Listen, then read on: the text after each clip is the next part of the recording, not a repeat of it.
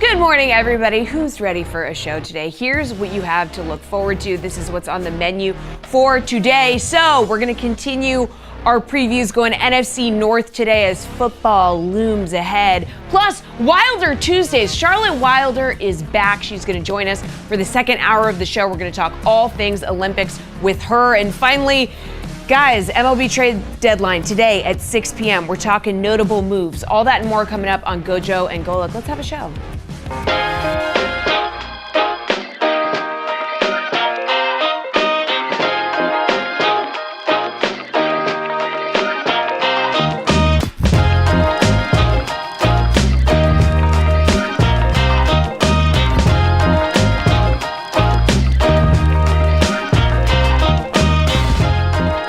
What's up, everybody? Welcome to GoJo and Golic. Mike Golic Jr., Mike Golic Sr. back with us alongside Jesse Cofield in the DraftKings studio in Boston.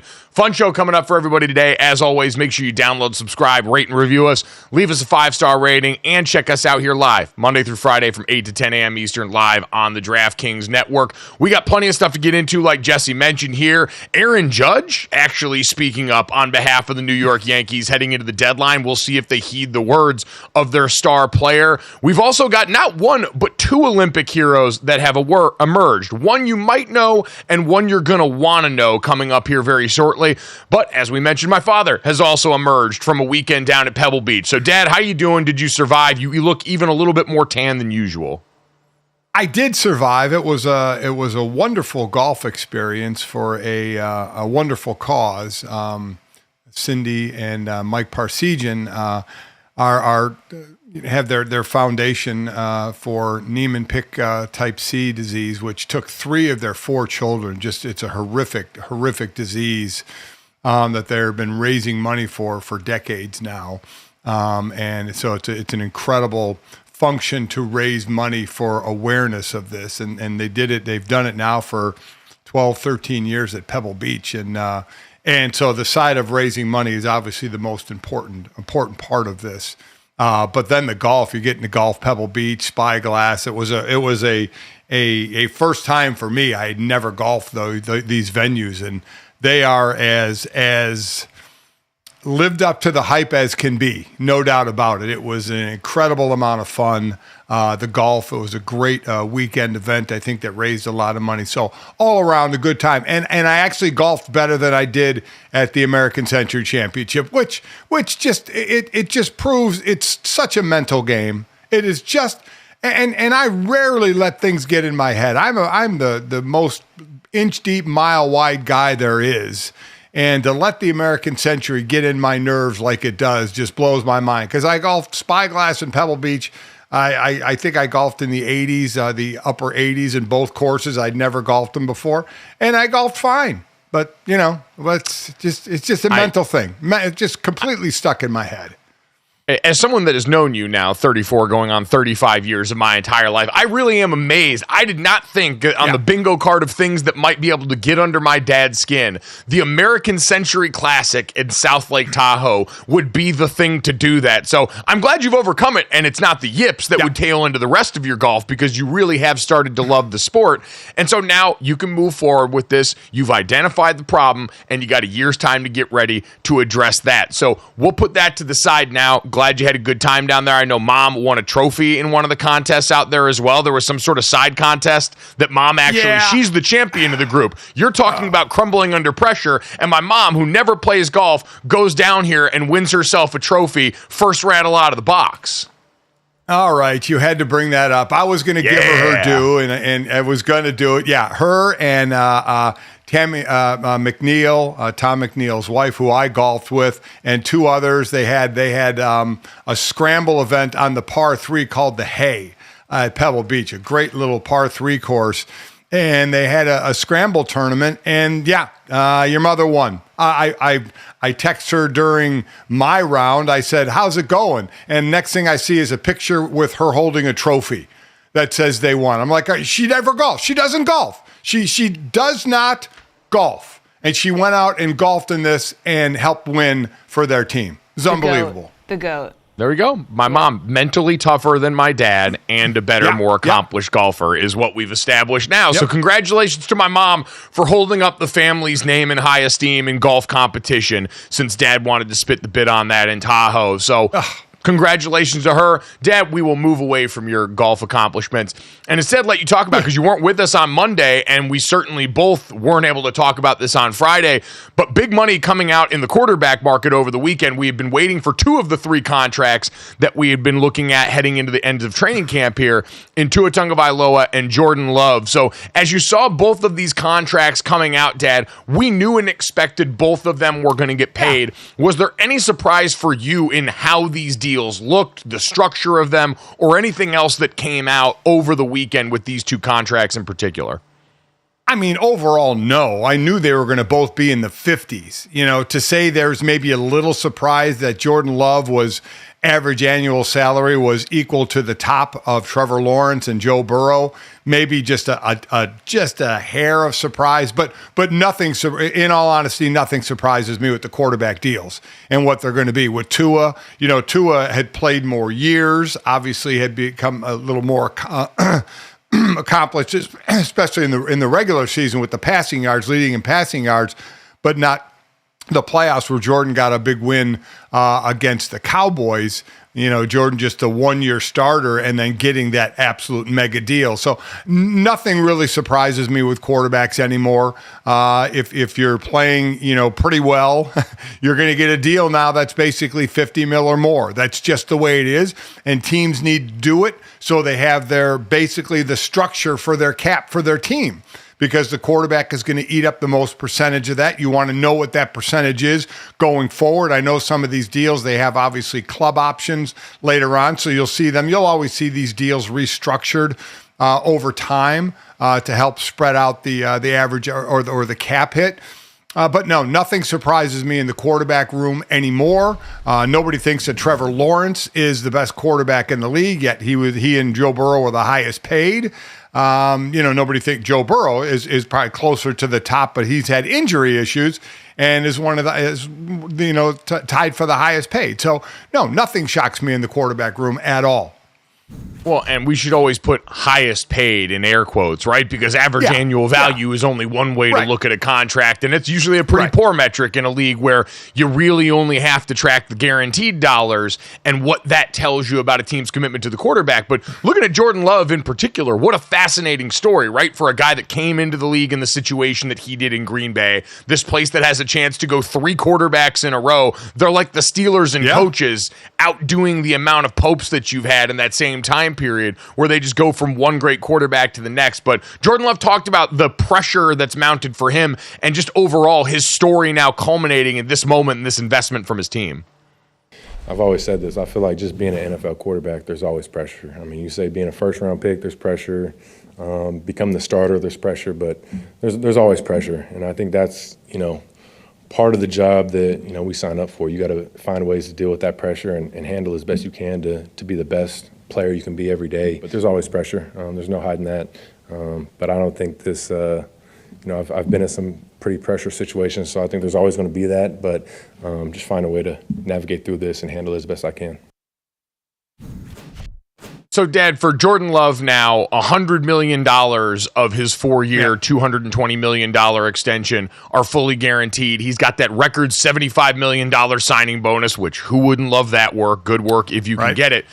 But he did talk and mention a little bit of his path. Being a first rounder, I think we kind of forget that because he sat behind Aaron Rodgers for so long that he was a first rounder in this quarterback class that's now stacked up contract money in their second deals, but only the one season as a full-time starter, and really only half that season productive. Weeks 9 through their playoff game, he looked and performed statistically like one of the best quarterbacks in football. But before that, we know it was a little bit more up and down. So is there anything about that sample size, Dad, that gives you pause in terms of Green Bay actually moving forward and investing to this level early on? Sure it does. A lot of stuff gives you pause at the quarterback position, but it doesn't matter. I mean, they're going to get paid if when their number comes up and they time it out. They're going to get paid, whether it's a year left on their deal and they're not going to practice. They're going to do a hold in, like Jordan Love was doing until they get paid. And you're going to have to pay him because where else are you going to go?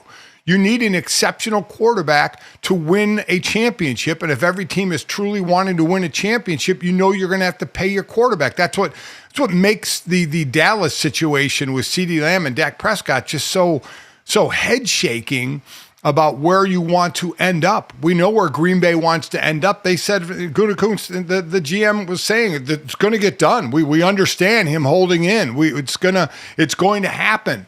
It's going to happen. And you have to separate the quarterback position from all other positions and just understand that it's not going to be the best quarterback in the league, but they're going to be the highest paid by average annual salary, even though the number really is guaranteed. And then the number really is your cap hit of how much of the cap percentage you're taking of the rest of the team. So you can figure everything else out, but you got to get there are teams that have the Brock Purdy situation where before you have to pay him, how you can pay guys and you can build, and then your situation of now a Jordan Love where you paid your guy, you paid Tua, you paid Jordan Love, and you know what that cap number is going to be. They basically know the area of Brock Purdy's cap hit and where it's going to be figuring forward. This isn't a year-to-year thing.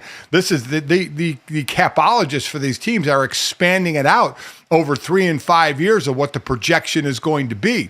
So again, you just have to throw the quarterback position out the window to have it make sense to you, because we have the best wide receiver, making the most money now, his timing hit on that in Justin Jefferson, but you don't have that at the quarterback position, and you rarely do. The best quarterback in the league, average annual salary is like 11th is Patrick Mahomes, but his deal was done years ago as opposed to these new deals, so it's just the way it works.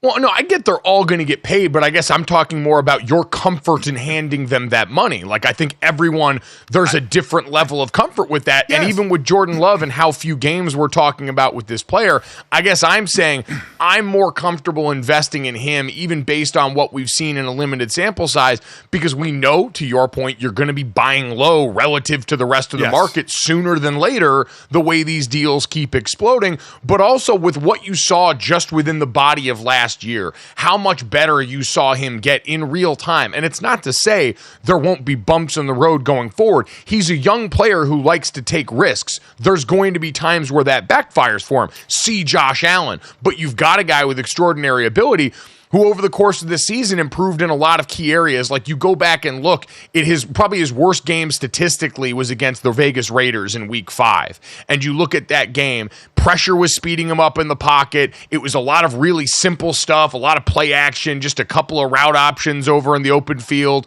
too much play action stuff. And then you go and look later in the season when they're playing against Detroit in week 11, or after that, one of his games against the Kansas City Chiefs, some of the best defenses in the NFL, and just the way his pocket presence improved, eyes downfield, exploiting man coverage, throwing the ball into tight windows over the middle of the field. I thought Matt LaFleur got used to his player. You could see the play calling Waller develop more trust in him. They put him in the gun more. They gave him more options in the receiving room. You saw his comfort level with the offense, but also the offense's comfort level with him and putting more on his plate. And I think now you throw another offseason on top of that, Dad, and you've got a quarterback with an insane amount of ability that got tapped into in the back half of last season, and I think a coach and a coordinator in Matt LaFleur, who's one of the best in the NFL that we probably don't talk about nearly enough, that also seemed to finally be able to bust out the full complement of the nice cutlery and the fine china for his young quarterback after feeling like maybe he had to hold his hand for a few weeks. And then you have to throw in the fact they had a young receiver group as well, a very young receiver group that he was throwing to. So you have a first-time starter throwing to young receivers. I had the opportunity to call an early Green Bay game, a later in the season Green Bay game, and then the playoff game against the Cowboys. And you could see his evolution as a quarterback, his calmness in the pocket, his feet calmness in the pocket, his decision-making ability. You know, as he got in a better relationship with the young receivers that he was throwing to. So it was a young quarterback as far as starting and young receivers that they had to kind of grow together. And you saw the growth during the season. It was an incredible growth. So I'm very comfortable giving out this money because you need a quarterback like this if you're going to win. You can't keep recycling and starting over at the quarterback position. You just can't do it. So you're going to have to eat this amount of money and pay this amount of money. So yeah, I'm comfortable with giving the money to Jordan Love, to Tua Tagovailoa, to these guys who are leading their teams. The thing I'd say for Tua too is, though, it seems like they got him at a relatively cheaper price than you would have expected. Like just under $100 million fully guaranteed on what's ostensibly, it's a 4-year extension. It's really, in the way the money lines up, a 3-year contract for Tua. Right. And Dad, when you look at the investment from that standpoint, I said the other day, there's a lot of comps to Jared Goff's contract, where it's not the top contract. It's not a market-setting, market-moving contract in the way that Dak Prescott's could and should be. It's kind of where we expected Tua to slot in, quite honestly, where it's saying, hey, you've played incredibly well. This team and coaching staff, we've talked about the investment that Green Bay had in their coach. You look at the response from Tua's teammates, certainly what Mike McDaniel has poured into this relationship, and everyone seems thrilled for him there. Like, there is that element also of, we've got a good thing going right now. You've got so much momentum as a team in Miami for this player that the organization clearly has wrapped their arms around, and vice versa. And so now it seems like there was a concession on both sides. Like, hey, obviously Miami needs the quarterback, the most valuable resource, but they're also, based on the financials of this deal, seems to be a concession that, yes, Tua also benefits enough from being in this situation, and there's the risk of injury from the background that we know that means that number got depressed a little bit. Yeah, I mean, this contract satisfies both player and team. Like you said, it's essentially a 3-year deal, and you can get out of it before the 2027 season by, you look at dead cap hit numbers. I mean, again, these are the in the weeds numbers that you look at, what it costs you to get rid of a player, and it's under $20 million in 2027. In 2028, it's even less. It's under $10 million as far as a cap hit, about the money you'd have to eat, which, you know, we've seen teams eat $50 to $60 million in cap hits. So to keep that cap hit low, if the experiment were to fail or this procedure were to fail, that's certainly in the team's best interest. But you have 3 years for it, so you have a 3-year more sample size to see what's going to happen. So yeah, it's always good when you can work it out. These guys are making a lot of money, and you can work it out to where it can be in the team, it can be favorable for the team after a certain amount of years as well. It is interesting. Tua Tagovailoa, much larger sample size, statistically, so much to point to from last season, and yet he's the one who gets comparatively less guaranteed money in this contract than Jordan Love. Dad, this is the phenomenon we see in the draft all the time, where sometimes having a larger body of work with more for people to comb through and nitpick can be the thing that gets guys' value brought down. I know, obviously, it's hard to say this name without the off-field stuff popping up, but this was the story of Deshaun Watson coming out out of college in the draft, where you've got Dabo Swinney saying, this is Michael Jordan that I'm coaching over here. And all of us have our eyes move away towards Mitch Trubisky. I think it was the prize in that draft out of North Carolina, who had one season as a starter. And so this isn't anything new, but it's still interesting to see it pop up. And people go, I would rather bet on the talent that we've seen in a limited window, albeit behind the scenes, Green Bay got to see plenty of that in their building with Jordan Love versus Tua and all the other risk factors that we know came with the more games we saw. We talk about potential of a quarterback, and that's a lot of times you see it in practice, where we don't see what's going on in practice, but you can get a great eval from practice. And you're right, Jordan Love with a lot less sample size, but Tua with more sample size, but with injuries to boot, right? So that has to come into play, that you've been nicked up some and you've missed some time. Now, some of it getting put back out on the field after a concussion, wasn't completely on him, that's for sure. But still, when you miss time, that's the biggest ability there is in the game, especially in football. It's availability when you're paying out, especially quarterback money, to be out on the field and be available to play. Yeah, I did. I was listening to NFL Daily with Greg Rosenthal the other day, and he did bring up the point that Tua Tagovailoa had talked and said that he had contemplated retirement after that 2022 season, where he had a couple of those scary concussions. We all think, before that was the hip injury in college, but what he's overcome physically in that way, mentally with the coaching change to go out and get this done. On a human level, you are very happy for both of these guys. Obviously, we love seeing anybody get paid, but knowing especially Tua and how candid he's been about the difficulties in his journey, a lot to like about both young men. Coming up next, though, a lot to love about a new star on the Olympic stage that took our nation by storm yesterday. You're not going to want to miss this next on GoJo and Golic.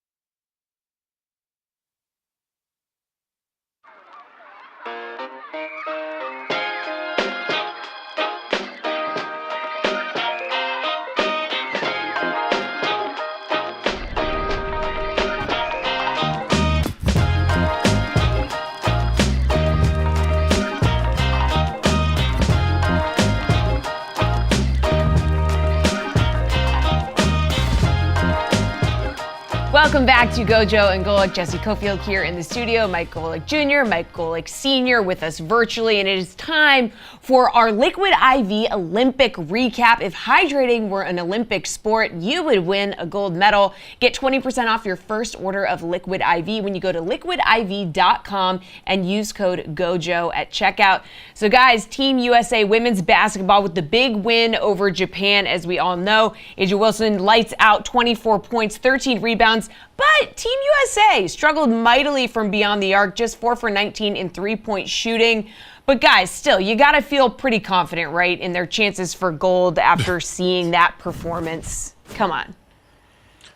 Yeah, I mean, Japan's tallest player, I think, was like 6'1" in this game. So you got some really good, like, little brother, little sister shots of players holding the ball up over their heads. But, Dad, this was the same story that we've seen on the men's side in terms of games that were a little closer than expected for a while. When Japan shoots the lights out of the gym from beyond the arc in the first half the way they did, that's how it's going to go. It's the same reason that South Sudan had a chance to upset Team USA. It's the same reason I think one of the other teams that kept it close is the three-point shot is the great equalizer in the sport right now. So if someone gets hot from there, they can hang around for the longest. But Team USA, too deep, too incredible. A'ja Wilson, the best player in the world right now. And so when you've got that as your foundation, life's going to be pretty good no matter what happens. Yeah, it's Japan shooting the hell out of the three because, as you mentioned, their tallest person is 6'1", but we had 62, 64 points in the paint. Not shocking when we have the size advantage. We have A'ja Wilson, Breanna Stewart, 6'4" and 6'5". They're going to dominate. They're the two best players on the team, and they're going to dominate. I don't see the U.S. women having a problem going forward. Like I said, some of the games may be a little slower start if they're not hitting their threes and the opponents are, but eventually their depth is just going to take over. I don't think they're going to get challenged. No, I would agree. We can certainly spend more time talking about them as well as what we saw on the men's side when our buddy Charlotte Wilder is back on the show here coming up in hour number 2. I'm sure she'll have a lot of great insight on what's going on, especially a very Celtic-centric bout of off-court drama for Team USA basketball. I say off-court because Jason Tatum did play on the court in their last game and in their win over Serbia. So I feel like we're in good hands in both of those events. Yeah. Those are both Team USA basketball, U.S. women's soccer. Those are the ones we kind of know. We do this at a pretty insane level. We've got a well-worn track record of it. I don't worry about it very much. That is not the same case for U.S. men's gymnastics that I believe hadn't medaled since, 2008? Yep. Do I have that right? U.S. men's gymnastics hadn't medaled since 2008, so it had been a little bit of a drought. And so when a hero emerges in a sport where we have not performed well historically, we've all got to stand up and take notice. And man, oh man, our sweet, beloved Penn State graduate nerd, Steve Niederosik, the pride of Worcester, Massachusetts, got up and became pommel horse guy for the internet. I could do nothing but stand in awe of what this young man managed to pull off, Dad. Where were you when the pommel horse man decided to put the U.S. on his back and help get us to a bronze medal for the U.S. men's all-around? They now, in the team event, take home the bronze medal thanks to what everyone's dubbing Clark Kent now on the pommel horse. Oh, it's easily Clark Kent. The way he wears his glasses and then takes them off to perform, turns into Superman. You have to give love to the other guys. Brody Malone, Fred Richard, Paul Judah, and Asher Hong. I mean, these guys went out and they're doing every event, right? These guys are always chalked up, going through events, and there's Steven just with his warm-up on, just kind of waiting to do his thing. Well, to your point, Dad, everyone else that was on Team USA for this competed in multiple events. They said it's very rare to bring a specialist, and that's what Steve was. He was a pommel horse specialist. As they said in the he does pommel horse. That's it. But he does it incredibly well, and I likened it to, they said specialist, and I went, oh, he's the kicker for Team USA. They watch him sitting over there while everyone else has to do a couple of different complicated jobs, and then in a critical moment in crunch time, while you might say, hey, you've only got one job, it's an incredibly important one, and when you've got someone that does it at that high a level, and this is the beauty of the Olympics, Dad, is I don't spend a ton of time watching men's gymnastics, but I remember in the qualifying round, you're watching other people go through pommel horse routine, and all of a sudden they're like, well, here's the pommel horse specialist, and he's the least jacked of of all these dudes. Like everyone else is these little meatballs. And here's Skinny Steve getting up on the pommel horse. And all of a sudden he starts cutting it loose. And it's blowing my mind. I don't know anything about what they're scoring on, what's in the routine. I just know it looks incredibly impressive and different than everybody else. And thankfully for us, our sweet little Olympic kicker managed to go out there and get it done. Yeah, I'm just relying on the analyst to tell me if he's doing things well or if he missed something or did something wrong, because I'm with you. I have no idea what I'm looking for. You're seeing everything go smooth, but you're not sure they're doing all the things they're supposed to be doing while it's being smooth. But Steven he was getting it done, and when he finished, you just kind of knew it, that they locked in on the bronze. That they were on the podium for the first time, as we mentioned, in 16 years. And it was just odd enough to have a specialist, right? It's already a sport we don't see a lot. Especially gymnastics, we're used to the women's gymnastics side, not the men's gymnastics side. So you don't see it a lot. So then you don't see something a lot. And then you see something even odd within it, a specialist to just the pommel horse. And then a dude that looks like Clark Kent and Superman. The story writes itself, quite honestly. GoJo, didn't you say he can also solve a Rubik's Cube in like under 10 seconds or something? Yeah, so this was the little fun facts that we saw about our guy, Steve Niederosik, again, the pride of Worcester, Massachusetts.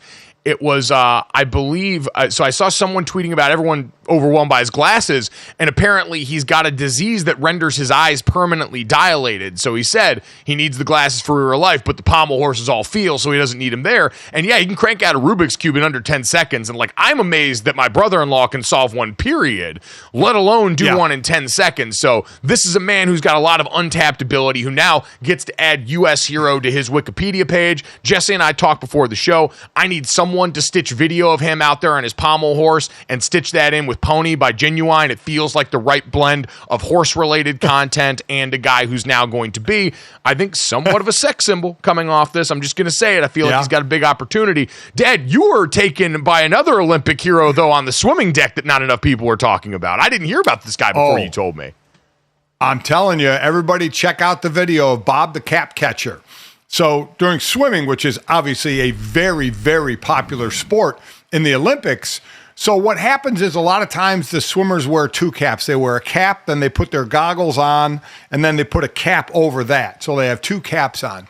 And there are times when one of the caps will come off in the pool while they're swimming. And when that happens, they got to get the cap out of the pool. And Bob the Cap Catcher is a dad bod dude that wears a Speedo. He goes out there in a Speedo, and while nobody's out on the pool deck, he comes trotting out on the pool deck to an ovation from the crowd. He has become a viral stud. He goes in the pool and retrieves the cap. So hence Bob the Cap Catcher. That's what he's known as, but it's the most dad bod out there. And for some reason, he wears a Speedo. I don't know why, but he's, I was going to say, is that necessary? He just like, really do you think it's not necessary? Do you think he was like, listen, guys, I'm going to wear a Speedo? They didn't ask him to do that. He offered. No. I'm sure he did that on his own. I guarantee you it is not necessary. At least I don't think that the cap catcher has to wear a Speedo, but yet he goes out in the Speedo with his moobs kind of hanging and his gut a little bit going on and this really white pasty body, and he just dives in the pool and gets the cap to an incredible ovation. It is. If you haven't seen it, Google it. It is everywhere. Bob the Cap Catcher. I hadn't seen it. I wanted to save this until you started your description, and I just watched a video of Snoop Dogg breaking down Bob the Cap Catcher, which, if this Olympics has brought us anything, it's the cross-cultural phenomenon that is Snoop Dogg commentating on life. So if you were wondering, why were you put on this earth? Why was I born at this time? It was so you could live long enough to hear Snoop Doggy Dogg go out here and draw on the telestrator around Bob the Cap Catcher's body, laid out there for the masses to see, because he decided to dress for the job he wants, not the job he has, and maybe one day they'll let him go off in the pool. Coming up next, we're going to let Dan Campbell go off and get us fired up for training camp. It's the NFC North preview on GoJo and Golic.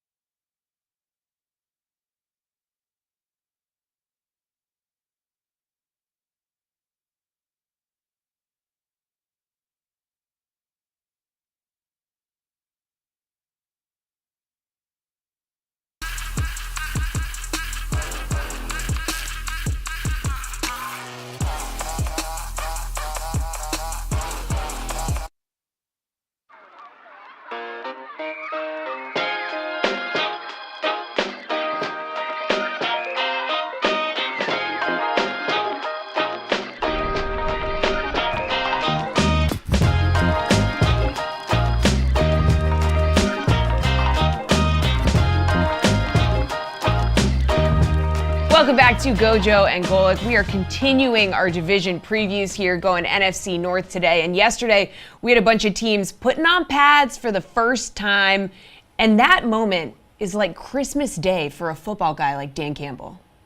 You kind of feel like between spring and the first 4 days, without practice, without pads, you're beginning to put guys where you feel like they belong in that somewhat depth chart, to get you to pads. And so now we're about to find out, is that real or not? And guys are going to separate themselves. We got a number of battles.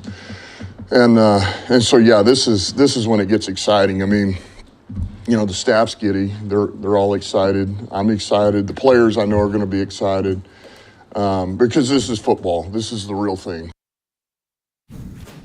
Guys, I love hearing Dan Campbell use the word giddy. I don't know why. It gets me giddy. I'm like, yes, that's in your vocabulary, sir. So Lions hype train running full steam ahead. We're ready. Wait, are Dad, why are you so perplexed coming off that? Yeah, you seem confused. The players aren't that excited to put pads on. Okay, the players are not that excited to put pads on. But we are. Yeah, it's not about him. It's about us. Then he should stop at him and the coaches. When he said the players are excited, the players are not excited because it doesn't matter how much you it doesn't matter how much you train, Mike. You know this. The first few days in pads, your neck hurts, your shoulders hurt, your body hurts. Nobody likes to put pads on, especially in training camp when nothing counts.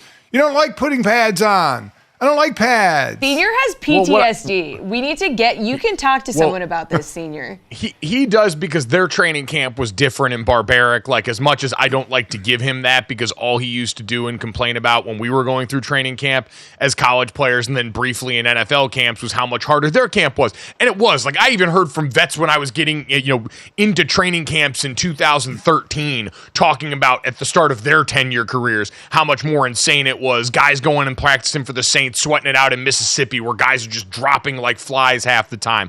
I get all that. I hated putting on knee braces. That was always the difference for me. And in college, that was something you had to do. So you're in the back half of a two-a-day stretching in lines, putting on soggy knee braces from the morning practice, and you felt like you wanted to die. Getting to the NFL, most places don't make you wear knee braces. The Steelers did briefly because there was a bunch of injuries in our camp my first year, but everyone else, they don't really make you do that. Dad, by the time you get to hitting in training camp, I will say the shoulder pads kind of felt like a welcome respite. Because let me tell you what, especially when you're the undrafted guy and you're playing against the other undrafted guys or the young guys trying to make the team, you know who's not going half speed when you're just in helmets?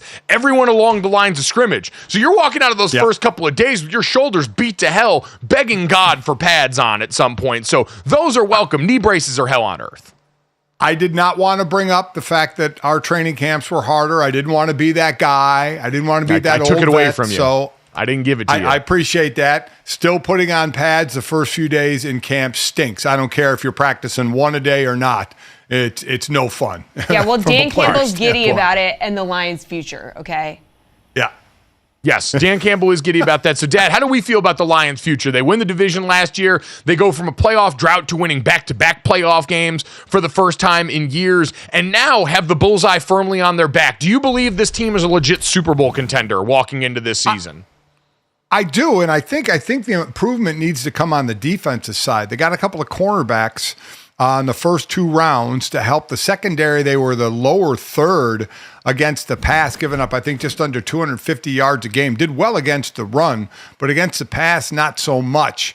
They need Aiden Hutchinson needs some help on that D line. He was had 11 and a half sacks. There's a lot of sacks spread out over, I think, 41 for the year, but they could use another pass rusher, kind of like, Christian Wilkins goes to the Raiders to help out Max Crosby. They could use another pressure guy, a consistent pressure guy, not have it just be Aiden all the time. So I do think that where they go offensively, they have firepower without question. They have firepower, solidifying the offensive line with Decker, getting him the extension, the man who's kind of been through losing seasons and now some of the winning, getting the joy of both. But I think it's going to be, Mike, on that defensive side where they need to have a little bit of an uptick.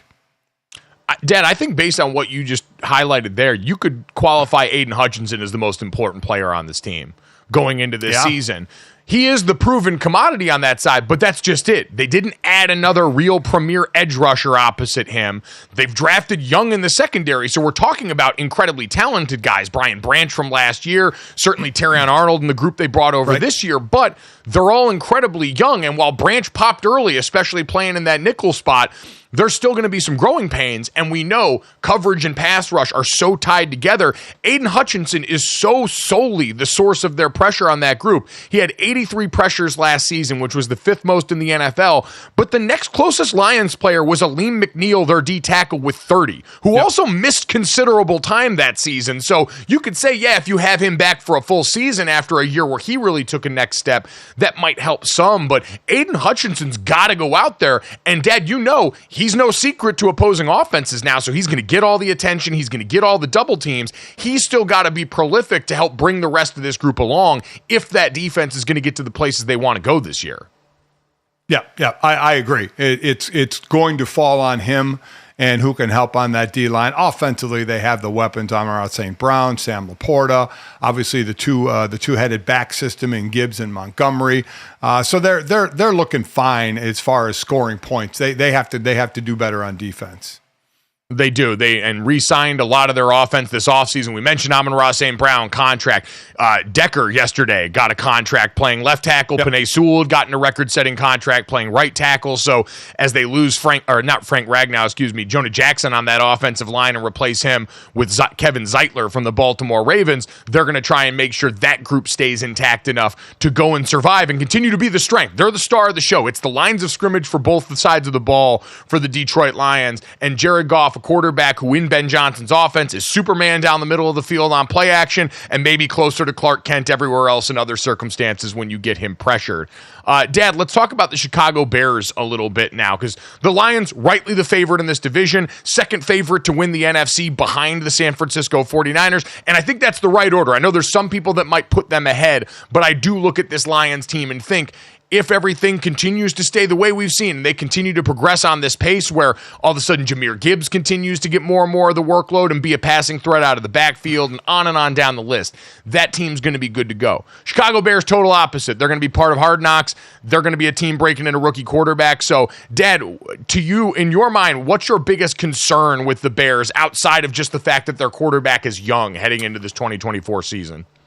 I would really say that's it, because, you know, that they have a mixture of young and old receivers now, with Rome Odunze coming in at pick number 9, but you have DJ Moore, you have Keenan Allen, you have Gerald Everett coming over as a tight end to join Cole Kmet. So I probably look at the O-line as a question mark as well, protecting and run blocking for an offense led by Caleb Williams. You pick up DeAndre Swift as well at running back. So, and the defense we know was lights out toward the end of the year, the whole year against the run, but toward the end of the year overall, they were absolutely lights out. So that has to be the question mark. You know, you have Bryce Young and CJ Stroud to look at from last year as two rookie quarterbacks of one feast and one famine. So where is Caleb Williams going to fall into this? He certainly has some weapons to throw to, but he's got to get them there, and they still need a running game to help that. So that would be my biggest question, is the maturation under Shane Waldron, a new old coordinator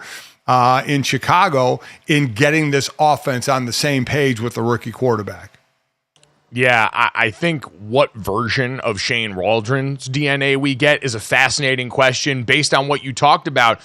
What we saw last year, late in the season, where Seattle, under his tutelage and at the request of Pete Carroll, went to more two tight end sets, went to more of a run-based approach, even with all those tantalizing receivers, and it helped steady the ship a bit. Nate Davis on that offensive line, already a little bit injured, so some concern that a group that's not very deep up front might already be showing cracks. Coming up next, we're going to continue. I want to put a pin in this and continue our NFC North coverage, looking at the Bears and the rest of the division here, because we are looking at our sports book at a couple of numbers concerning the Bears for next season. And I'll tell you, the one bit of odds that I saw that might be the most surprising I've seen so far this preseason, looking at the Bears and their playoff potential for this upcoming year. Next on GoJo and Golic.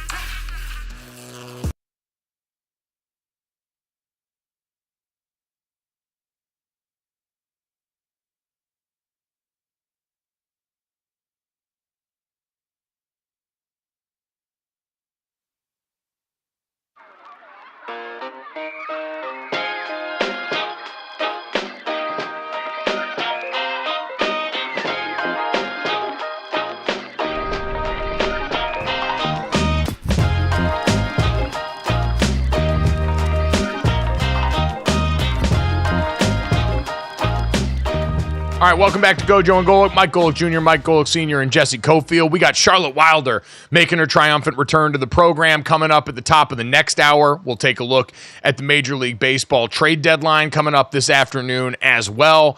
But our division previews roll along. We're in the NFC North, Dad, and before we get to the other half of the division, the Green Bay Packers and the Minnesota Vikings, we were talking about the Bears, and this one number surprised me. I want to know where this lands with you. I was looking at DraftKings Sportsbook. The Bears are plus 3,500 to win the Super Bowl. Their win total set at around 9, but I thought this was interesting. You can bet on will they make the playoffs or not, and yes is juiced to minus 115, Dad.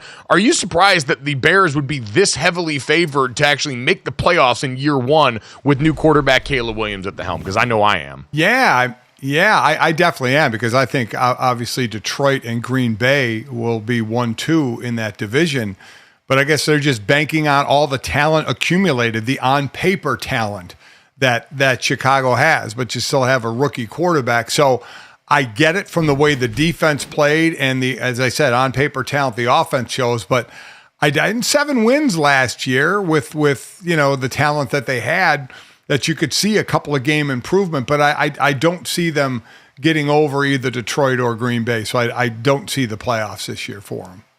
No, I would agree. I think Detroit and Green Bay, I mean, you're talking about the NFC. I know we talk about the AFC comparatively as this juggernaut, right, where you've got a future Hall of Fame quarterback on your roster or you ain't making the postseason. But even in the expanded postseason now, if you're looking at 7 teams involved, you would be banking on the NFC North being a 3-team division then, because I don't think the Bears are going to be better than the Lions or the Green Bay Packers. And I'm sorry, if there's going to be a team that has, or a division that has 3 teams make the postseason in the NFC, I really think only the NFC West is even capable of that right now. So I would put that as a no for me. I think that's too rich for my blood. I've said this Chicago Bears team can improve enough and do enough things around Caleb Williams in year one to keep Matt Eberflus's job and still not make the playoffs. I do think that's possible, because I don't think them making the playoffs is something I would be comfortable betting on just yet.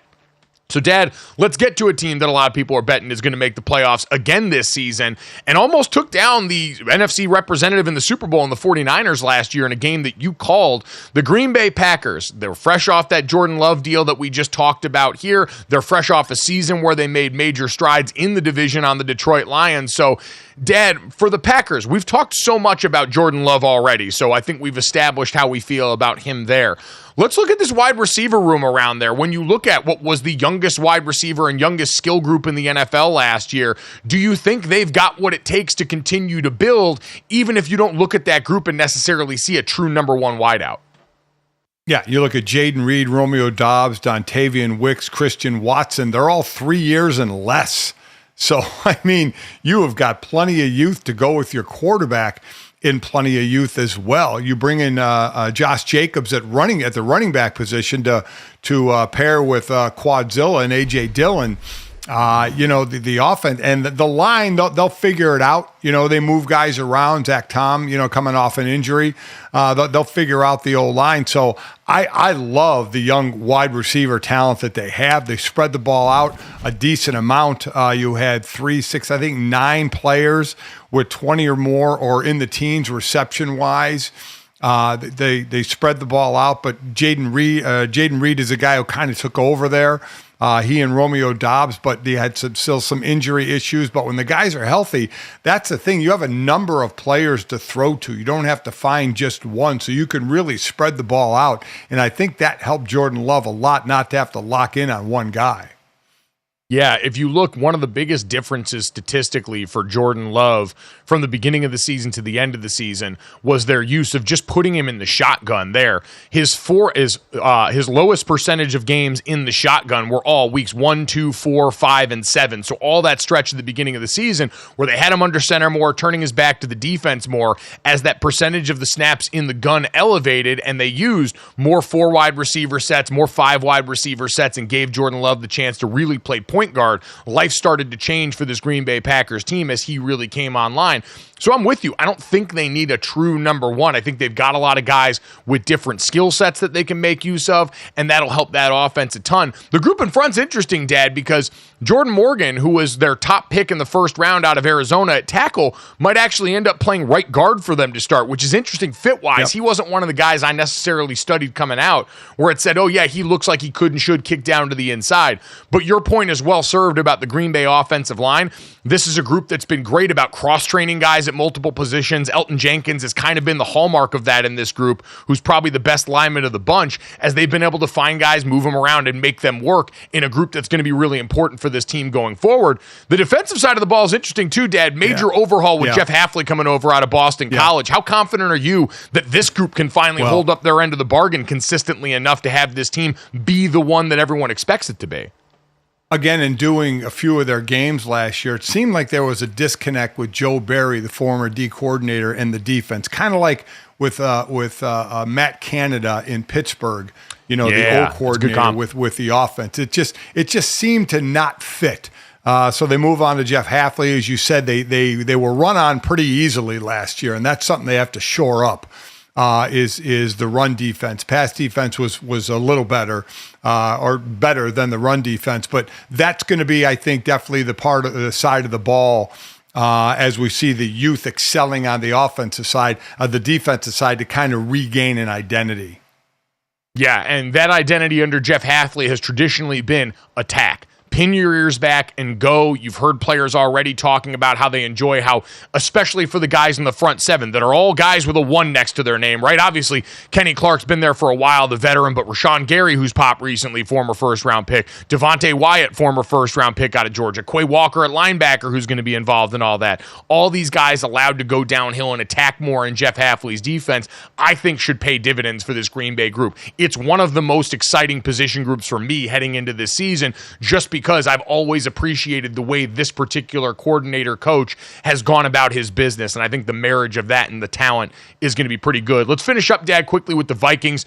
The longest odds in this division right now, most of that we know tied to the fact that they're going to be breaking in a rookie at some point at quarterback. Where are you on when that should be? For J.J. McCarthy, we know they've got Sam Darnold as the veteran in the building. How soon do you think he could and should see the field this season?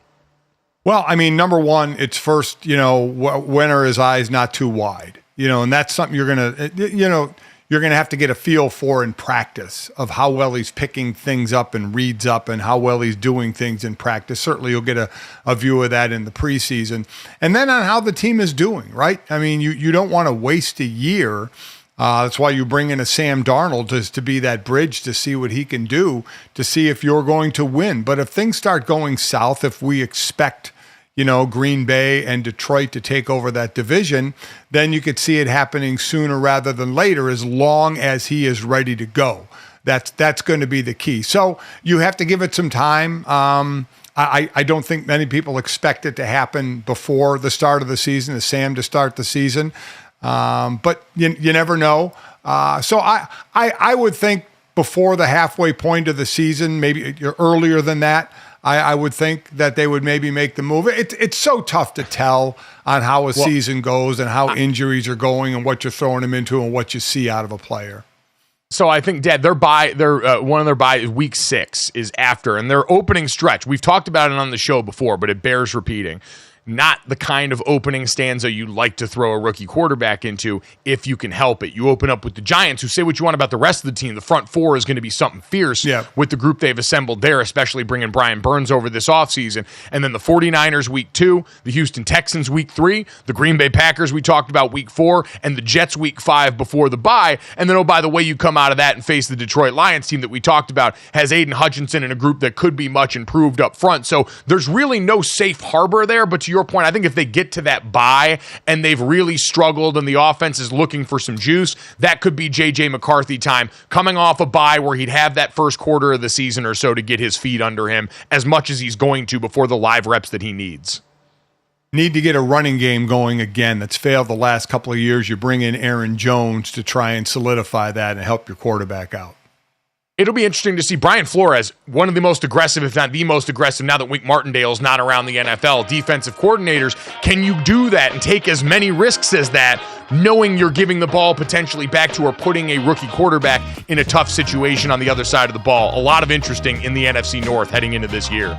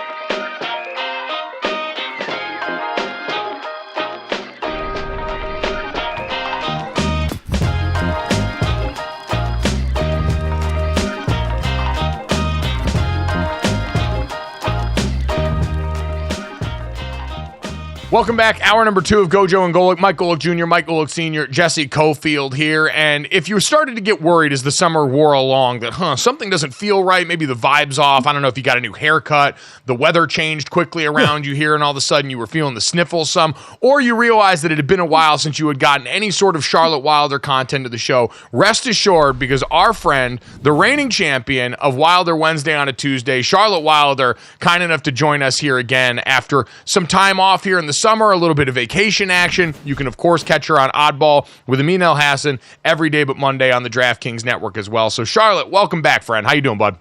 Oh, man, I'm so happy to see you guys. I'm great. Yeah, I apologize to those who I know have been just missing me dearly, waiting with bated breath. Just where is Charlotte? I had COVID. Then it was Summer League. And then I actually went on a vacation. And I need to shout out somebody very special. This lovely guy, Jeff, who worked at the place we were staying. We went to Big Sur, which, oh my God, I think that's where God lives. I think God lives in Big Sur. It's like the most insanely beautiful place. I felt different there. Anyway, Jeff, he's a listener and he said he loves Wilder Wednesdays. And it just made my whole week. And so I just want to shout out Jeff and say hello and thank you for listening and for, being great in Big Sur. Jeff is the Big Sur. Yeah. Please Call me big. Mr. Sir is my father. All right, we're right back on schedule here with Charlotte Wilder dad jokes aplenty here. So shout out to Jeff. We're glad you had a great vacation. I know you mentioned you were out in summer league too. What were the highlights of that? Obviously, we all spent on the outside our time worrying about Bronny James and everything that was going on with him. Was it that Bronny centric out at summer league, or did people have actual oxygen for other players? No, it was pretty Bronny centric. I mean, it was funny because what I love about summer league, and unfortunately I wasn't there for that first weekend because I was sick. The way that the basketball community comes together in a low pressure situation, I think, is very rare. Obviously with the NFL community and the Super Bowl, it's like a family reunion. With the NBA finals, it's a traveling circus. You're seeing everybody.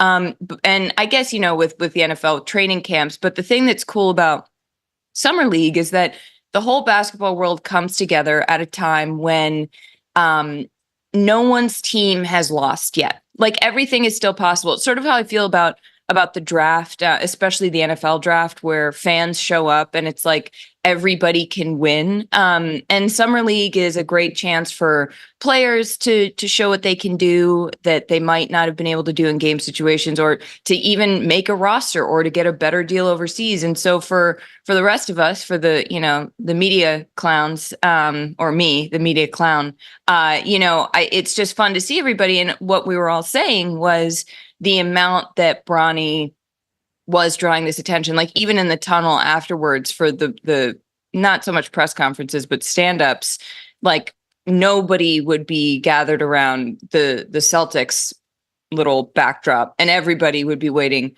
for Bronny. And I think it's inevitable. I think the LeBron family, the James family, knew exactly what they were getting into. And the statistics of summer league are not like a make or break for your time in the league. But yeah, that is a very long answer to your question of yes, it was very Bronny centric, GoJo.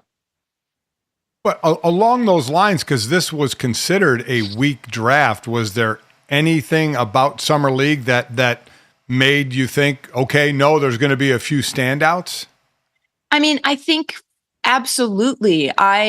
For me, what I sort of geek out about is seeing guys that I recognize this year, because there weren't that many guys that were recognizable after that draft class that we had. And so, like, Jared McCain, the Sixers were playing the Trailblazers, and it was Donovan Clingan from UConn against Jared McCain from Duke, who is the TikTok star.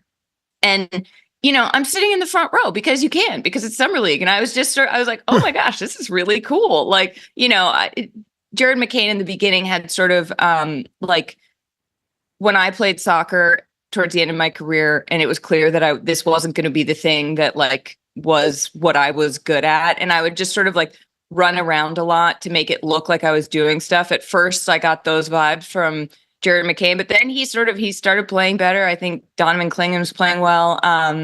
And yeah, it's just so fun to feel a part of such an intimate NBA experience. Does that make sense? Yeah, absolutely. You got the fireside chat version of the NBA where everyone's a little bit more dressed down. It was a nice, comfortable environment that really feels like the total opposite of the crucible that's now the Olympic Games that Team USA is headed into now, that I want your reaction to, especially because, Charlotte, it has been an incredibly Boston Celtics-centric bit of off-court drama after the Serbia game, where Jason Tatum doesn't get any time, Jaylen Brown's lobbing theories about Nike being involved and his being kept off the team at Grant Hill. So you guys have found a way, Boston has found a way to make yourselves the center of the story here, even in the games over in Paris. I have to imagine you're proud of that. Yeah, if there were ever any question, like, how Boston can Boston be, it's like more Boston than you ever thought. I am a little confused, to be honest, guys. Like, this is a situation when Tatum didn't play, and then Steve Kerr said, I'm an idiot for not playing him. The whole thing is very bizarre to me, because first of all, I think that Tatum could have done probably a lot of what Booker was doing in the Serbia game. I think, Derek White was out there playing super hard. I understand that Steve Kerr wanted to have, the big guys up against the big Serbian gentlemen, namely Nikola Jokic. You all might remember him. But for Tatum not to play, and then Steve to say, like, I felt like an idiot not playing him, I think he means, we have all of this star power on our bench, so you feel like an idiot not playing somebody like that, but you have to make these decisions. This is a case where I feel like everybody making these decisions is smarter than I am when it comes to basketball. And so I should trust them. And yet I am also confused because I guess you just got to choose at some point, guys. I don't know. The Celtics of it all, and Jaylen Brown sitting at home and lobbing these. I'm like, everybody needs to like take a deep breath, like go to Nantucket, go to like Sea Island, go to Big Sur was lovely. Like, get offline, take a vacation, regroup. I understand. The one thing that I will say that I said on Oddball is I think it is cool in some ways that Jaylen Brown is letting us know how much he wanted this, because I think a lot of times people try to act like, oh, well, it wasn't that important to me anyway. I didn't really want it. And he clearly really wanted this, which, maybe that's the positive spin on the whole thing. We do love that, Dad. I will say, if you're going to spin this in the Boston Celtics' favor, Jaylen Brown at home resting. Jason Tatum not getting as many minutes put on his body right now. They are weakening their competition so they can try and go back-to-back this upcoming season. They owe Steve Kerr for that. Maybe there's some sort of connection that we're missing. I actually looked at the last Olympic team that won gold, lost to France early on, and then beat them in the finals. And there were, up to at times a couple of players that weren't playing in games, not as notable as Jason Tatum, a bona fide superstar in the league. So it certainly had happened before. There were games where everybody had played in those games in the Olympics as well. So, and now Charlotte, you get, well, he's going to play against South Sudan. They have all the wing players and the outside guys, so he's going to play, like justifying why Jason Tatum is going to be playing in a game just sounds odd. Well, I guess this isn't Little League basketball. Like, why do we have to justify these decisions that were made for basketball reasons here? Jason Tatum's feelings in the midst of this are not a thing that matter overwhelmingly to me. He's on a team full of, 3-4 of the best players of our lifetime here? I mean, how many of these guys can you justify taking him off the court for at this point? I get he just came off a great season. I get Bill Simmons wants to give the LeBron James minutes to him, but it's just not realistic based on how they're all playing right now. Watch the game so far and tell me there's two players better than what LeBron James has put on tape through the entirety of this. And then the way Kevin Durant came screaming off the bench in the first half of this game in his first action back. Give me a break. Wait, did Bill Simmons say they should give Jason Tatum LeBron's minutes? He kind of insinuated it. Yeah, he wanted him to get more of those because in his the money quote, which Bill Simmons, I mean, just an artist at work in this, was that LeBron James was the aging point forward on a team that was struggling to make it into the postseason at all, and Jason Tatum was arguably the best player on the team that steamrolled through the entire season and the postseason. It's an argument that I don't think actually holds weight in the way that we actually go and do basketball, but it's incredibly compelling content that I have to applaud him for. Yeah, I mean, it's genius engagement farming, as JJ Redick would say. But I do think that this is, first of all, LeBron James. We needed the U.S., not we. I hate when I keep saying we when it's like the Celtics or the U.S., whatever. I mean, the U.S. thing, or if you're talking about U.S. basketball, I do think we get to say we on this. I think international hoops is one of those places where I'm pretty comfortable letting us say we. Okay, I'm going to let the wees fly, as it were. Okay, so we needed a LeBron James. Oh, yeah, you got the merch, Gojo. You look amazing. We needed a LeBron James miracle to beat South Sudan. And this is not a knock on their program. What they are building is unbelievable. I think some of the point spreads I've seen for that USA South Sudan game coming up, I'm like, you guys are underestimating South Sudan so much. It's insane to me. But I think when you see what LeBron has done and talk about like it being cool to want something. I think the way that LeBron James is playing, I think it is so cool how hard he is trying. I know that one of the knocks on LeBron his whole career has been he's corny or he's, trying too hard to be something. But like when you're trying that hard, when you're 39 years old and you've played in every Olympics, well, maybe not everyone, but like most of them since 2004 after his rookie season, and he's still out there like converting and ones at the end to go up 23 points on Serbia. That, to me, why would you take that out? That, first of all, people are watching for LeBron James. They're not watching for Jason Tatum. And I know that that is not why basketball people make basketball decisions. They do not care about who is watching for what.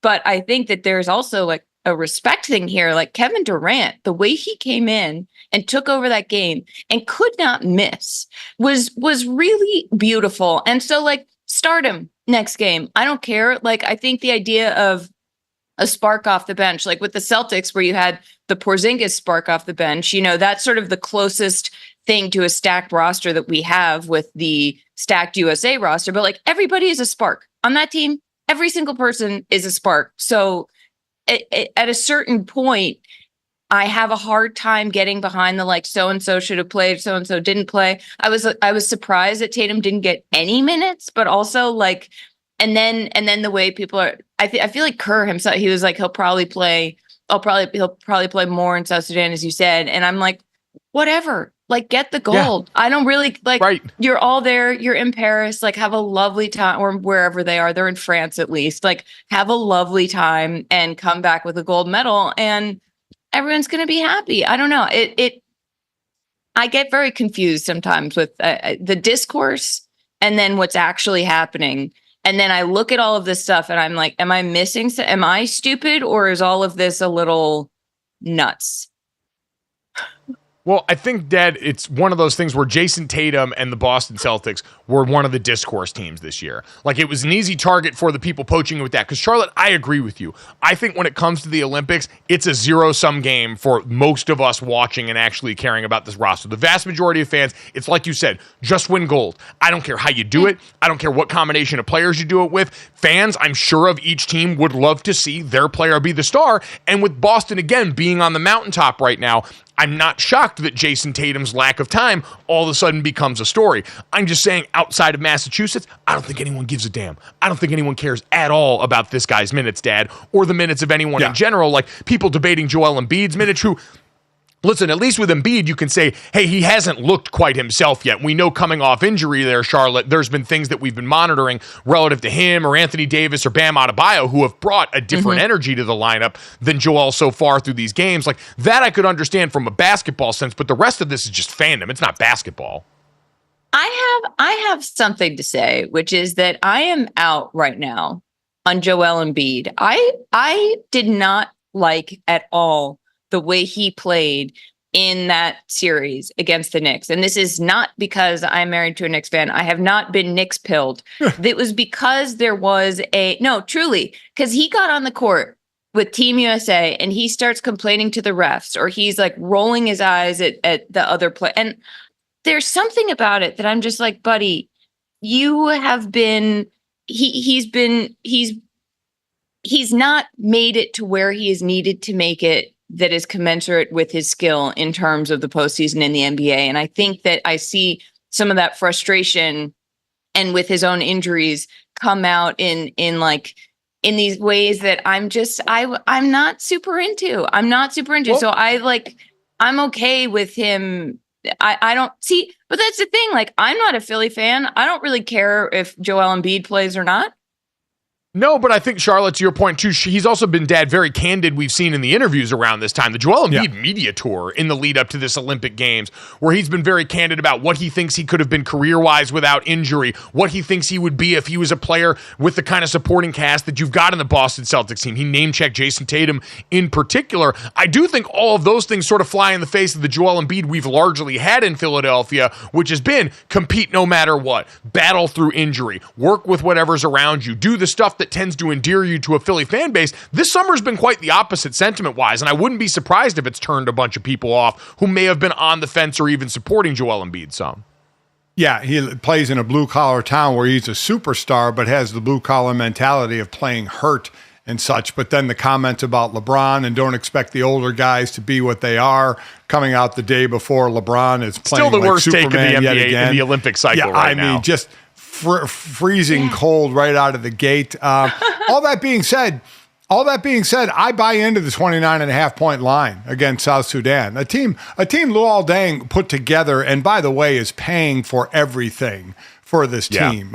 Airline tickets, the whole deal, keeping this team together. So kudos to him to doing that. But it's a team that's banging down threes, but the Team USA now is going to play more wing defense, and I think this is going to be a blowout. But again, I think we're going to win the gold. So playing time, I agree with both of you. It doesn't matter who gets what. As long as you get the gold, and this team is heavily expected to get the gold. So I actually do see them covering the spread in this one.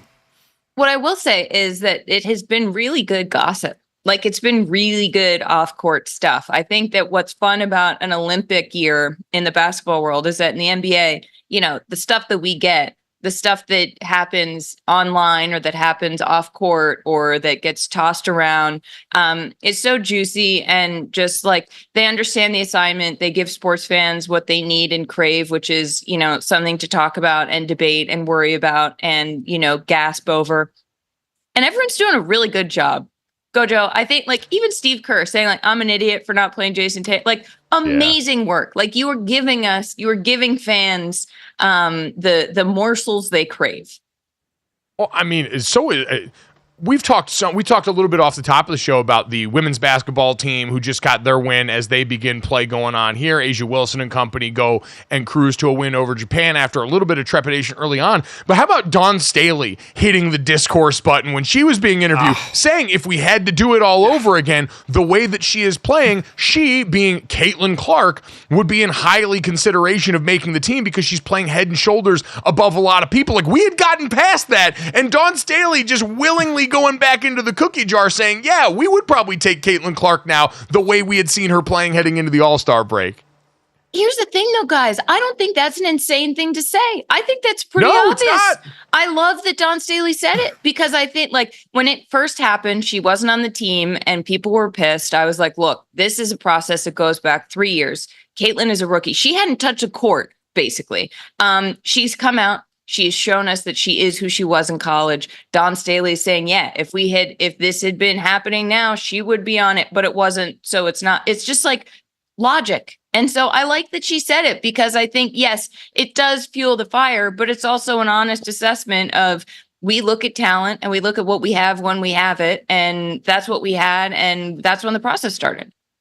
It is logic, but logic is rarely the thing that's won out in the discourse that surrounds Caitlin Clark that I feel like we have to handle with radioactive gear on because so many people are ready to swoop in and make it something that it's not. So love Dawn Staley for that. Love the U.S. Olympic basketball team for all the gossip they've given us. But coming up next, put away Dan Orlovsky's unseasoned chicken in New England. We're busting out the spice rack at Patriots camp with a little bit of drama surrounding one of their star players next.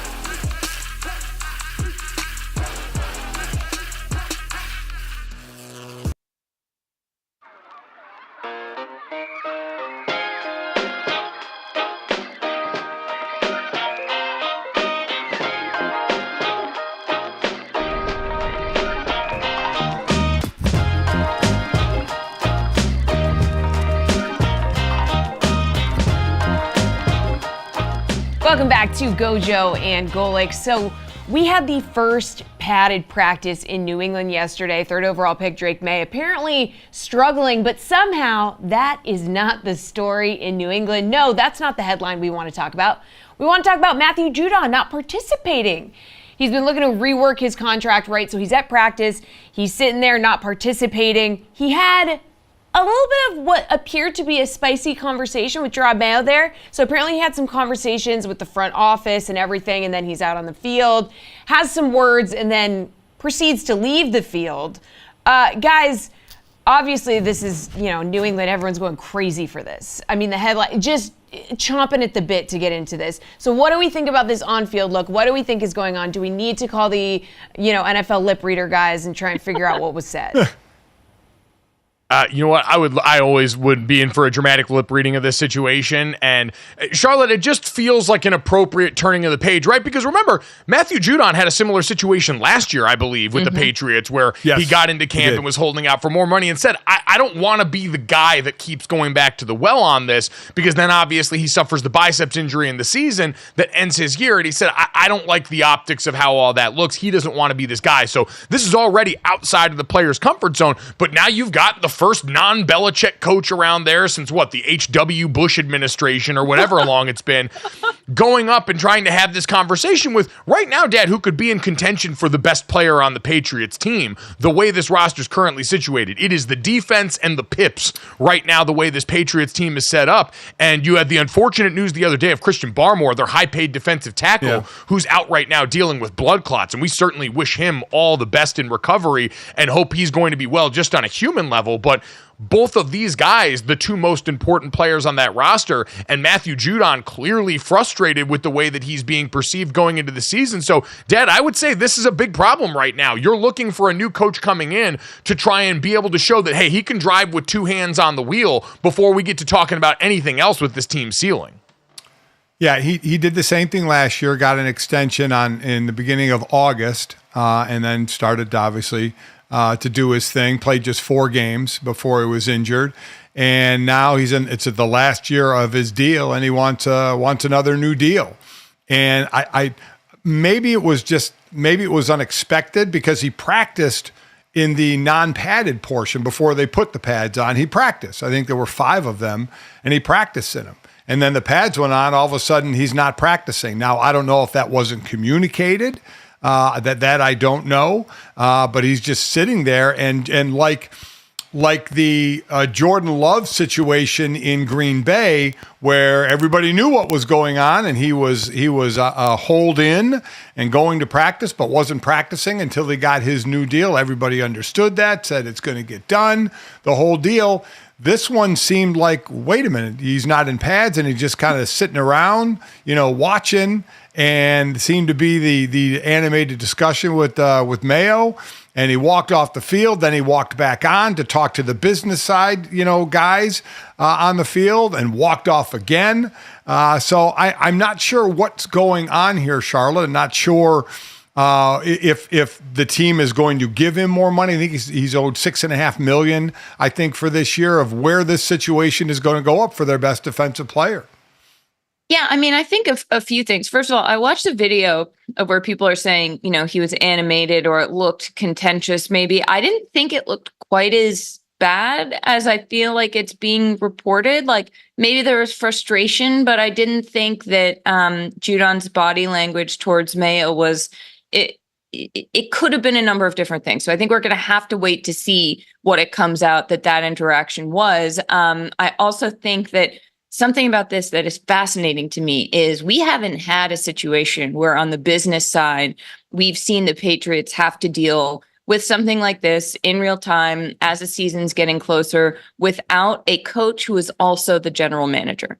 What's interesting to me here is that you have Gerard Mayo, first-time head coach. Everybody knows that. And then you have Elliot Wolf, the VP of player personnel, who is, acting as GM of making those business decisions. Right. And I am very interested to see how this plays out, and maybe to eventually get some reporting behind the scenes of what is that relationship like. And how is that playing into this? Because I think that is something that I'm not totally sure, because it's just been so long in New England since you had a GM who was not the coach, since you had two people who had to talk to each other instead of one, dark Lord football genius sitting in his lair making these decisions under his hoodie with his sleeves cut off. So that to me is a fascinating part of this. Yes, obviously, I hope they work it out, because Judon is like one of the proven things the Patriots have right now that makes fans feel like, oh, maybe there's a chance. But I think that to me is what I'm sort of intrigued by is that relationship, GoJo. Well, yeah, and I think, Charlotte, to your point, those were well-worn paths. Everybody knew how to do the thing they were being asked to do. Towards the end, we know they weren't doing it as well. There were missteps in the coaching hires from Bill Belichick, and certainly some of the personnel decisions, most notably allowing Tom Brady to walk out of the door at the juncture that they did. These were teams that at least knew, hey, this is how we go about business. Gerard Mayo, Elliott Wolf, all these people are learning how they go about business now. And, Dad, I think that's the intriguing thing about this to me. We could find out this was a conversation about something totally different. We could all be bad amateur body reading experts right now in something that we don't know all about. We're seeing the tip of the iceberg in a situation that's got some intrigue because he's the best player on a bad team right now. All of this could be, over tomorrow, though, if the right thing goes, but it underscores, I think, the interesting concerns going in for any new coach in year one is how you connect with your best players. We hear that across sport, and it's true in every locker room I've ever been in. How the coach connects with the best players on your roster and gets them to disseminate your message is huge for a guy that's been around that organization, that's been Bill Belichick's favorite disciple for a long time, but now is wearing the headgear for the head man.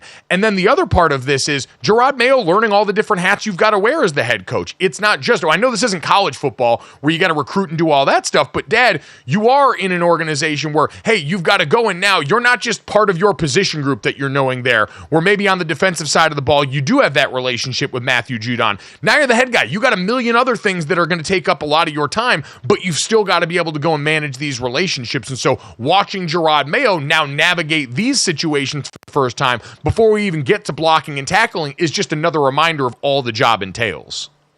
Yeah, and I should note that Judon's contract doesn't become fully guaranteed until week 1 of the season. So another reason he's not putting pads on, doesn't want to take the chance of getting hurt, and then not getting that contract guaranteed. So I get what you're saying, Mike, about it may not look like what we think, but I think it does look like what we think. That he's a guy who maybe they didn't know he was going to be sitting out. Because he practiced in the non-padded practices and is just sitting there, now without pads on as everybody is in pads. And then to come back out and have the conversation with Wolf and just the business side and have his hands and palms go up like, what am I supposed to do type of scenario. I do think it's what it was.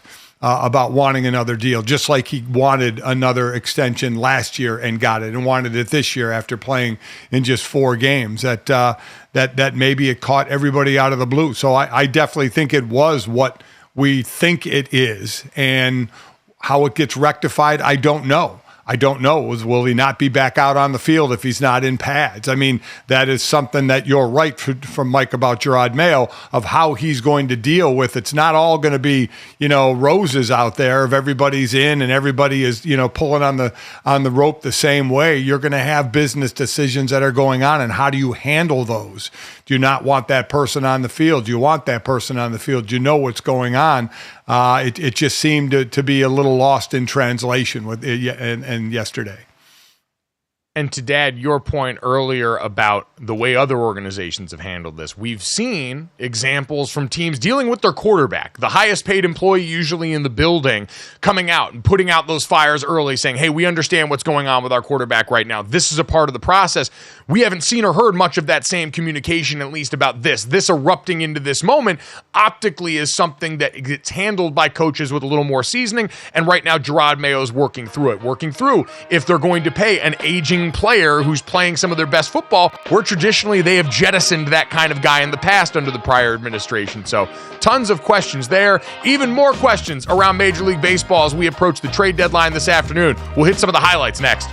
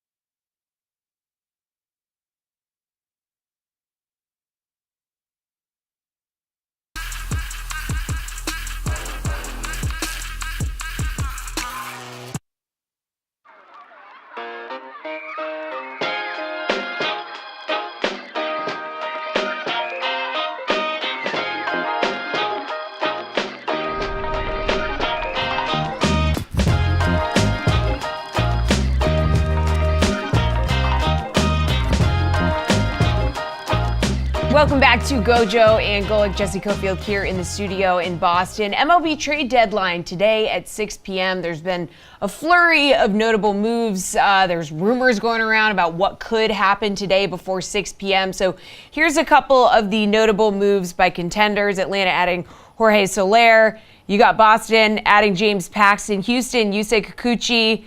And the Dodgers, Tommy Edman, and Michael Kopech, who, fun fact, has a child with Vanessa Morgan of Riverdale. I know that's really interesting to everybody who is listening.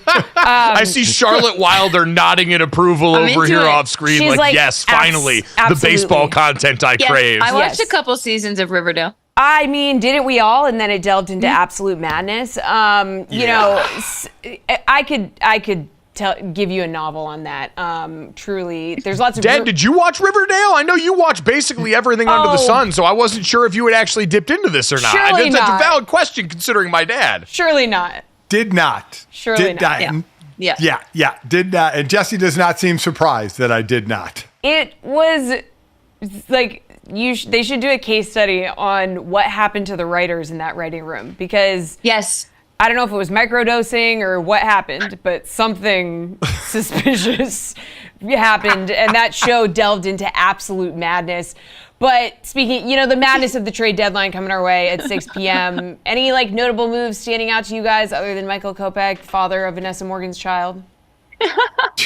Well, I think it is interesting, guys, outside of the Riverdale of it all, hearing one of the major contenders' best players actually speak up on this. Now, you mentioned some of the things that we've seen go down at the trade deadline right now. You've got the Braves in the National League that are leading in the wild card spot, go out and decide to get the band back together. Jorge Soler and Luke Jackson, both that were there for the 2021 Atlanta Braves World Series run, now coming back to the realm. You've got Randy Arozarena going over to be the veteran bat in a young lineup in Seattle that's trying to see if they can keep pace with the Houston Astros. And Aaron Judge is over here like, yeah, hey guys, Jazz Chisholm is awesome, but I don't know if you've seen, I'm like the only thing you've got south of Juan Soto that's actually working here. And so, Charlotte, I was a little stunned to see Aaron Judge, who is not typically the guy I associate with speaking out in this way, all of a sudden raising his hand going, yeah, I'd like us to do something around the deadline here while I'm busy carrying all the weight. Well, I think that just shows you how unbelievably frustrated Aaron Judge must be, because he's been there for longer than we remember now. I think I sometimes fall into the trap of being like, oh, well, Aaron Judge is young because I was older when he was added to that team, which is not how it works. Like, time keeps going.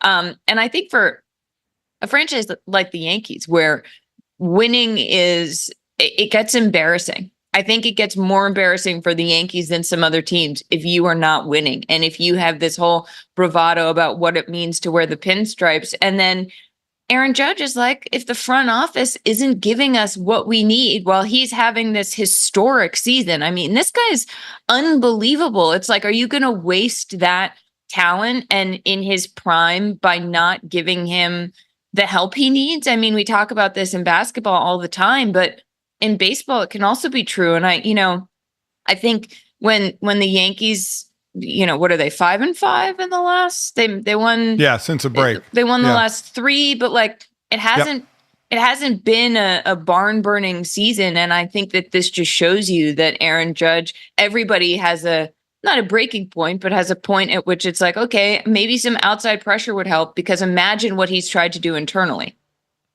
Yeah, Dad, I look at what Charlotte talked about with Aaron Judge and the historic pace that he was on. Sarah Langs tweeted this yesterday, that last night Judge hit his 37th career multi-home run game, which is 3 more than any other player in their first 1,000 games in league history. And this is his 941st game. So he's going to likely keep stacking on that. But it's been well documented post basically June 15th, the way that Yankees team that got off to such a hot start slid. So, Dad, you'd have to imagine when the best player speaks up like this externally, he's raised his hand inside enough to where something's got to get done, as they sit a half game behind the Orioles in the division and leading the wild card right now in their in the AL as well. And I don't think so. I don't think a player speaking up makes a damn bit of difference. I don't think it makes a damn bit of difference if they speak up. The average fan knows the Yankees should do something, right? So just speaking of the Yankees, so Aaron Judge speaks up Like, I hope we make some moves. I mean, I don't think that's going to sway the brass. I don't think they're in a room saying, well, Aaron thinks we should do something. Maybe we should do something. I don't think that matters. I really don't. I don't think it has any say. Do you think that doesn't matter because it's baseball or what? Because we know plenty of other sports where the opinion of the star quarterback or the opinion of the star player in the NBA absolutely does matter. So is this a baseball thing for you?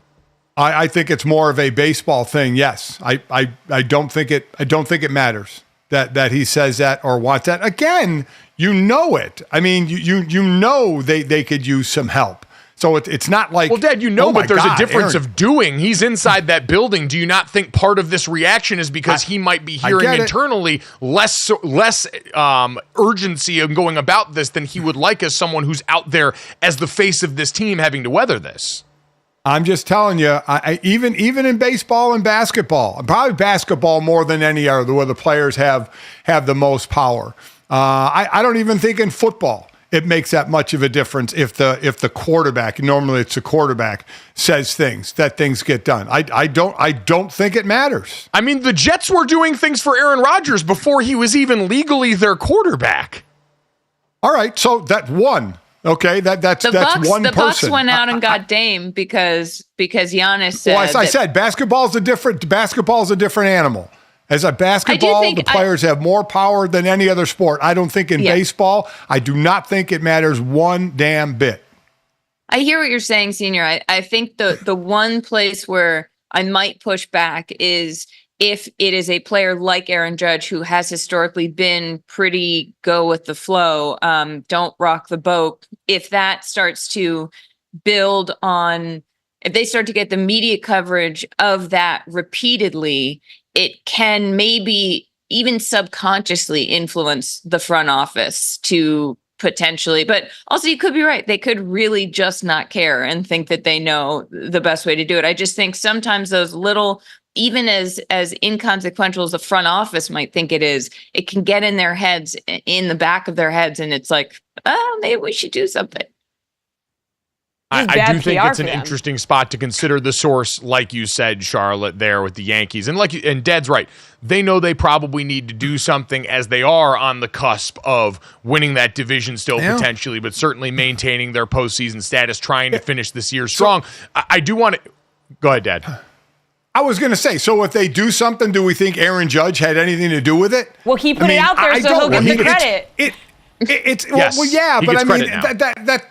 But I mean, that's so false. To me, it can be ridiculous. I mean, they know they need some help. So Aaron Judge says we could use some help, so they know they need it, so they get it. It's like, oh, Aaron Judge made him get help. No, he didn't. Big brain stuff on Aaron Judge's part. Yeah, exactly. See, now you're opening up your third eye here. Speaking of opening up your third eye, want to finish on this little nugget as we talk about the trade deadline that'll come up this afternoon. The Boston Red Sox have a chance for the most fun portion of this already. So they acquired catcher Danny Jansen from the Blue Jays. Now, going back, the Boston Red Sox and the Blue Jays played a game that was suspended earlier in the season. That game is going to resume August 26th. At the plate at the time for the Blue Jays was catcher Danny Jansen with an 0-1 count. If he plays for the Red Sox in that game coming up, he will officially be in the record books as having played in the game for both teams. The catcher during the at-bat was Reese McGuire, who the Red Sox released to make room for Danny Jansen. So if play resumes and he's the catcher for the Red Sox, he will be the batter and the catcher in the same at-bat in Charlotte, what is one of the most baseball sentences I've ever read. Wow. I love it. I love it. You know, Giselle said my husband cannot throw and catch the ball at the same time. And baseball was like,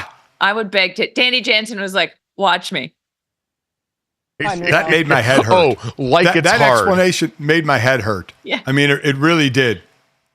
Yeah, I had to read that like 20 times. You know what? That explanation made my head hurt is the most baseball sentence now in this. It just took over for the sentence I read before. That explanation made my head hurt is incredibly baseball. Coming up next, we're going to do something else that's going to make my dad's head hurt. Ask him if we're having a Brat summer right now, next on GoJo and Golic.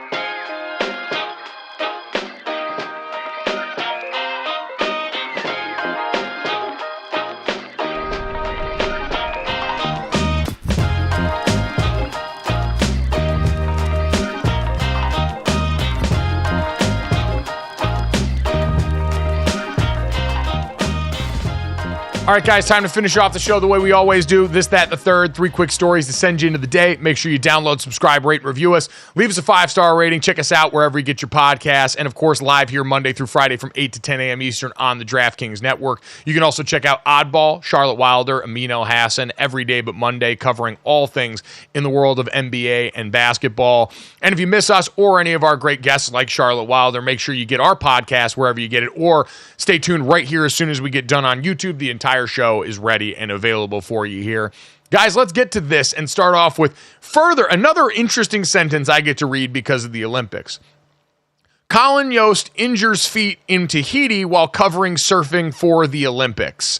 Colin Jost, known for his fame on Saturday Night Live, being married to Scarlett Johansson, and also being out at Lake Tahoe at the golf tournament when my dad is, posted a picture that said, "This might ruin my Wiki Feet score, but I just arrived in Tahiti for the surfing Olympics, and the reef was excited to greet me in Paris. #ShowFeet." Guys, a good reminder that the ocean can be a dangerous place for more than just shark reasons, Charlotte.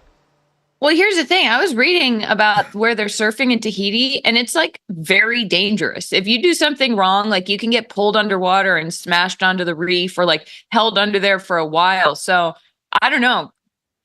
Colin Jost might not be the only. I hope he's the worst injury we get from this, because it seems like it could be kind of gnarly out there to speak in surfer, as it were, senior. By the way, this is the furthest an event has been held from the host city in Tahiti with the surfing. So they're way far away, and Colin gets to call it and gets to do his humor, but got caught up on that reef. I read the same thing, Charlotte, that how dangerous it could be. So Colin needs to just keep his feet in the water, and that's about it. He pulled the card, though, right? Thankfully, like, he gets to go to Tahiti to cover surfing. There's nothing wrong with that. Lucky. Well, and he's got enough to talk about. Did you guys see the viral surfing photo yesterday of Gabriel Medina, the Brazilian star, that got rocked off his board and then was just pictured levitating above the water with his finger up there? Going to end up probably being one of the iconic images of the games overall. So at the very least, Colin's got plenty of material. Lord knows him and Michael Che are never really short on that anyway, though. The Weekend Update, by far my favorite thing, carrying over still on Saturday Night Live to this day. So congratulations to Colin. And this is one of the rare instances where putting feet on the internet feels okay. The rest of it, like, oh boy, I don't know. This is obviously, I'm coming from a place of privilege on this. Charlotte and Jesse, Charlotte and Jesse, you guys live in an entirely different world on this. All I will say, Colin, never give those feet pics away for free. You really missed opportunity there, my dude. Yeah, I'd love to just get a better understanding of what makes a good foot pick, but that's a conversation for a different day. Jesse, we can talk offline. What? That might fit. Talk offline, Charlie. That might fit into our next category. Is showing feet on the internet Brat or not, Jesse? I have no idea, but we've got Brat Summer introduced at the Sacramento River Cats. How about that? Is baseball Brat? Also, senior, it's pronounced Brat, not Brat. I know that's probably a question that you were wondering. The Sacramento River Cats are having Brat Night on Thursday night. So Charlie XCX is having Brat Summer. I can't explain to you with much clarity what Brat Summer is. We were talking about it in the break. Apparently, it's when you embrace your flaws and also the chaos. I don't know where is the chaos in the room with us? Brat is being unapologetically yourself and really strutting your stuff about it. And I'm very into that because I think I have accidentally, for better or for worse, been being Brat for most of my life. So I'm all in on Brat Summer. And I think that the weird green background and the sort of slightly creepy font. And I'm just like, let's just get funky with it, guys. It's funky Brat Summer. Yeah, I just keep feeling to myself, I'm like, am I having a Brat Summer or am I 33 years old with 2 children? I don't know. It could be Is both. that Brat? I have no idea what a Brat Summer is. I have no idea what being Brat is. When I read this Sacramento River Cats I thought it was a Brat night. That's what I thought, and that's what I'm going to go with. I'm not going to go into another saying of something, of trying to explain what it is, of being a brat. I don't know what it is, and frankly, I don't care what it is. So, for those that thought I may play along, I have no idea what being a brat is. I don't know, and I don't care. Give me a brat. Give me a brat over the brat. That's so Brat of you, Senior. So Sauerkraut is Brat. I will say, I do feel for the dads because minor league baseball, I'd imagine, is proliferated by people more resembling my dad than anybody else. Yes. And the amount of dads that I'm sure are going to walk by and see this sign, not know the pronunciation, and think it's Brat night, that they're getting some sort of deal on a thing. Because dads love brats. If there's one thing, like we can talk about Brat summer and all the things that entails. If you're having a dad summer, loving brats at or near the top of that list. We could do a dad summer list and maybe have dad rank that and make that the new Brat, because this is going to devastate the fatherly population in Sacramento. I know that much for sure. If Big Brat was smart, they'd start capitalizing on this. This would have been a major disappointment for me if I were to go to that game expecting it to be Brat night and then hearing everybody say Brat. I'm saying, why are you pronouncing Brat? And having no clue, literally no clue what's going on, and just being sitting there dumbfounded as I can't find the frickin' Brat because I thought it was Brat night and someone's being Brat, which I don't know what the hell is. It would have been an awful night. It would have been an awful night. So to Senior, Brat is the worst and Bratwurst is the best. Oh. Boom. Folks. There you go, That's why Charlotte. There you DraftKings paying her go. the big bucks right there. Well done. Charlotte Wilder. Thank you. Taking us to where we needed to go. Jesse, let's save my father's palate with a treat that he can actually get behind in the third. Yeah, from brats to a very Brat creation. I can't. I'll never stop. So we saw something go viral from Costco, and Costco's famous, obviously, for having the hot dogs that are like $1.50. The founder and CEO was like threatened to kill people over the price change. And there's one guy who went in there and decided to be an innovator. And he took that dog and he made it that much better by wrapping it in a piece of pizza. So he's chowing down on a dog that is in its bun and then wrapped in a piece of pizza.